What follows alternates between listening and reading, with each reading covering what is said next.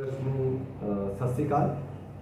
ये वीडियो उन्होंने 10+2 विद्यार्थियों जो 10+2 पढ़ रहे हैं उन्होंने वास्ते बनाई गई है ताकि वो विदेशों जाने तो पहला उन्होंने की तैयारी करनी बनती है ताकि उन्होंने कोई समस्या ना आए। देखो जब आप विदेशों जाते हैं तो आपको 3 चीज़ों खास ध्यान करना पैंदा है जब आप 10+2 पढ़ रहे होंगे। नंबर 1 तुसी लोड़ींदा इंग्लिश का टेस्ट पास करना होंदा है। ਜਿਹੜੇ ਬੱਚੇ ਦਾ ਪਬਲਿਕ ਸਕੂਲਾਂ 'ਚ ਪੜ੍ਹੇ ਨੇ ਜਾਂ CBSE 'ਚ ਪੜ੍ਹੇ ਨੇ ਉਹਨਾਂ ਲਈ ਤਾਂ ਟੈਸਟ ਪਾਸ ਕਰਨ ਅੰਗਰੇਜ਼ੀ ਦਾ ਟੈਸਟ ਪਾਸ ਕਰਨ ਦੀ ਕੋਈ ਸਮੱਸਿਆ ਨਹੀਂ ਹੁੰਦੀ। ਪਰ ਆਪਣੇ ਬਹੁਤ ਸਾਰੇ ਬੱਚੇ ਪਿੰਡਾਂ ਦੇ ਸਕੂਲਾਂ ਤੋਂ ਪੜ੍ਹ ਕੇ ਆਉਂਦੇ ਨੇ। ਇਹ ਨਹੀਂ ਕਿ ਉਹ ਨਲਾਇਕ ਨੇ, ਕਿਉਂਕਿ ਪਿੰਡਾਂ 'ਚ ਸਕੂਲ ਨਜ਼ਦੀਕ ਨੇ ਤਾਂ ਉਹਨਾਂ ਨੂੰ ਕੀ ਕਰਨਾ ਪੈਂਦਾ ਹੈ ਕਿ ਤੁਸੀਂ ਸਕੂਲਾਂ ਤੋਂ ਬਾਅਦ 10+2 ਦੇ पढ़ाई दौरान तुसी 3 घंटे डेली नेड़ले क्लासा लगाओ, चाहे आईलेट दियां लगाओ चाहे PTE लगाओ। जब तुसी पढ़ाई लिए विदेशों जाना है तो तुहानू अकैडमिक मॉड्यूल पास करनी पड़ती है। 5 तरह के एग्जाम तुहानू अलाउड ने, आईलेट, PTE, टॉफल, सेल्पिक, कैट। इन्हां चों कोई भी एग्जाम का तुसी अकैडमिक मॉड्यूल पास करना होता है। जिहड़े बच्चों को कंप्यूटर की जानकारी है उन्होंने एग्जाम पास करना कुछ ज़्यादा सुखाला होता है और वो हेरा फेरी नहीं हो सकती, क्योंकि वो एग्जाम कंप्यूटर के उत्ते होंदा है तो रिजल्ट मोस्टली 3rd या 5th डे उसका आ जाता है।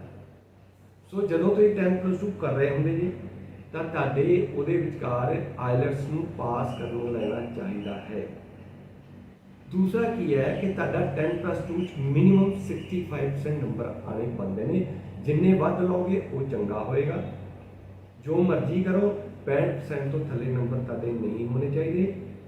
इत्थे मैं तुहानूं ये भी दसना चाहूँगा कि जिहड़े बच्चे मैट्रिक तो बाद मैथ रखते हैं वो विदेशों में ज़्यादा कामयाब ने। जिहड़े मैथ छड्ड दिंदे ने वो विदेशों में घट पैसे ले सकते हैं। जे तुसी डिप्लोमा किया है या ITI की है तो विदेशों जाना चाहते जी, जे तुहाडे कोल मैथ नहीं है तो तुहाडा ये सर्टिफिकेट विदेशों वैलिड नहीं हो पाएगा तो तुहानूं घट तनख्वाह दे उत्ते रखा जाएगा। तीसरा देखो की हुंदा है कि तुहानूं 10+2 ड्राइविंग आनी बहुत जरूरी है। और ड्राइविंग वो नहीं कि जिवें इंडिया च आए गए होंगे तो डिसिप्लिन टाइप ऑफ ड्राइविंग।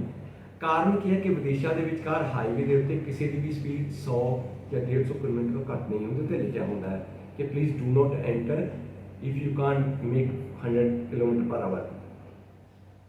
जे तुसी और उत्थे लेन ड्राइविंग होती है और प्लस सेफ ड्राइविंग होती है। शराब पी के गड्डी तुसीं बिल्कुल नहीं चला सकते, फीम गांजा खा के भी नहीं चला सकते। उत्थे पुलिस के कोल ऐसे इक्विपमेंट होंगे है जिथे वो तुहाडा साह दे विचों इस चीज़ का रिजल्ट कढ़ लेंदे ने कि बई तुसीं नशा करके गड्डी चला रहे हो। और सब तो वर्स्ट क्राइम है उत्थे गिनिया जाता, क्योंकि तुसीं तां मरना ही मरना है, नाल तुसीं 10 नूं होर मारोगे। क्योंकि गड्डियां फास्ट चलदियां ने, ब्रेक लाउने भी 5-7 गड्डियां का डैमेज हो जांदियां ने। सो इहदा तुहानूं लाभ की होएगा, चाहे कोई लड़की है चाहे लड़का है। देखो कार विदेशों च वैसे ही मिल जाती है तुहानूं, क्योंकि लोग पुरानियां कारां 3-4 साल बाद छड्ड दिंदे ने और तुहानूं फ्री भी कार उत्थे मिल जाएगी।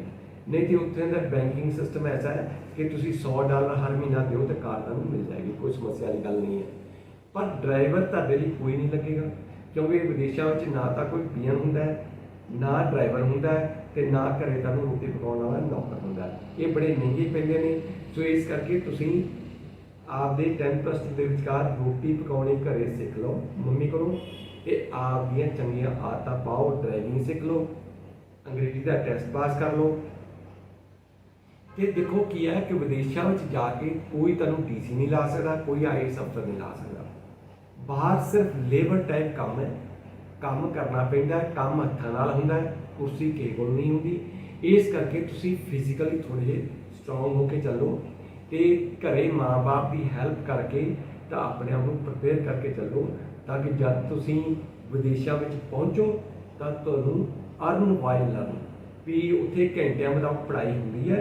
तुसीं जदों आपदे किसी एजेंट राਹੀਂ सिलेक्शन करते जे कि मैं किहड़ा कोर्स लेना है, वो रिलीवेंसी देखते हैं कि मैट्रिक में तुहाडे की सबजैक्ट सीगे, 10+2 ਵਿੱਚ ਕੀ ਸਬਜੈਕਟ ਸੀਗੇ ਤੇ 10+2 ਤੋਂ ਬਾਅਦ ਜਿਹੜਾ ਸਬਜੈਕਟ ਤੁਸੀਂ ਕਰਨ ਜਾ ਰਹੇ ਜੇ ਵਿਦੇਸ਼ਾਂ 'ਚ, ਇਹ ਤਿੰਨੇ ਆਪਸ ਵਿੱਚ ਰਿਲੀਵੈਂਟ ਹੋਣੇ ਚਾਹੀਦੇ ਨੇ। ਸੋ ਤੁਸੀਂ ਆਪਣੇ ਆਪ ਨੂੰ ਸੋਚ ਸਮਝ ਤੇ ਵਿਚਾਰ ਕੇ ਚੱਲੋ ਕਿ ਇਹ ਤਿੰਨਾਂ ਦੀ ਕੰਬਾਈਨ ਹੋਣਾ ਚਾਹੀਦਾ ਹੈ। ਕਿਉਂਕਿ ਸਮੱਸਿਆ ਕੀ ਹੋਏਗੀ ਕਿ ਜਦ ਤੁਸੀਂ ਵਿਦੇਸ਼ ਵਿੱਚ ਜਾ ਕੇ ਪਰਮਾਨੈਂਟ ਰੈਜ਼ੀਡੈਂਸੀ ਲਈ ਅਪਲਾਈ ਕਰੋਗੇ, ਉਦੋਂ ਤੁਹਾਡੇ ਸਾਰੇ ਡਾਕੂਮੈਂਟ ਜਿਹੜੇ ਆ ਉਹਨਾਂ ਨੂੰ ਫਿਜ਼ੀਕਲ ਵੈਰੀਫਿਕੇਸ਼ਨ ਹੁੰਦੀ ਹੈ, ਤੇ ਜੇ ਤੁਹਾਡਾ ਉਦੋਂ ਉਹਨਾਂ ਨੇ ਪਾ ਲਿਆ ਕਿ ਤੁਹਾਡਾ ਕੋਈ ਸਰਟੀਫਿਕੇਟ ਗਲਤ ਹੈ ਜਾਂ ਦਿੱਤੀ ਗਈ ਇਨਫੋਰਮੇਸ਼ਨ ਗਲਤ ਹੈ, ਤਾਂ ਤੁਹਾਨੂੰ 5 ਸਾਲ ਦਾ ਬੈਨ ਵੀ ਲੱਗੇਗਾ ਤੇ ਤੁਹਾਨੂੰ ਉਸ ਦੇਸ਼ ਤੋਂ ਡਿਪੋਰਟੇਸ਼ਨ ਵੀ ਹੋ ਜਾਏਗੀ। ਜਦੋਂ ਡਿਪੋਰਟੇਸ਼ਨ ਹੋਗੀ, it means your future is blank, zero ਹੈ। ਸੋ ਆਪਣੇ ਆਪ ਨੂੰ ਸੁਚੇਤ ਹੋਣ ਦੀ ਲੋੜ ਹੈ। ਇਹ ਵੀਡੀਓ ਅਸੀਂ ਇਸ ਤੋਂ ਬਾਅਦ ਲੰਬੀ ਨਹੀਂ ਕਰ ਪਾਵਾਂਗੇ। Thank you very much. ਤੁਹਾਡੇ ਸੁਝਾਅ ਸਾਡੇ ਲਈ ਬਹੁਤ ਚੰਗੇ ਨੇ, ਤੁਸੀਂ ਸਾਨੂੰ ਸੁਝਾਅ ਦਿਓ, ਅਸੀਂ ਤੁਹਾਨੂੰ ਵਾਪਸ ਰਿਵਰਟ ਬੈਕ ਕਰਾਂਗੇ। Thank you very much.